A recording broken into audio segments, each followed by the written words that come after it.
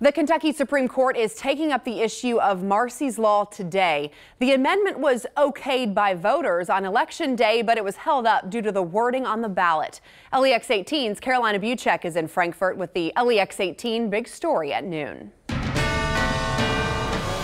This entire issue comes from November's ballot, and now it is here at the Supreme Court, and this court will need to figure out if this 38-word question was too vague, and did voters actually know what they were voting on? When voters filled out their ballots, this is the question they were asked. Are you in favor of providing constitutional rights to victims of crime, including the right to be treated fairly, with dignity and respect, and the right to be informed and to have a voice in the judicial process? And 63% of voters said yes.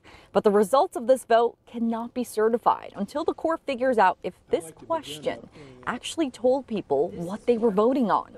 And what they actually were voting on is Marsy's law. So this entire issue boils down to why was the entire amendment, which is much longer and more detailed, not printed on the ballot? And the justices wondered if the question was worded fairly. If you ask the voters if they're for crime victims' rights, who other than a sociopath is going to answer any way but yes to that question?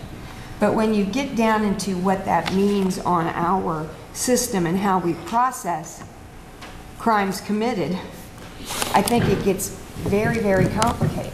The decision is now up to the court, and it has big consequences because the majority of voters already said yes to Marsy's law.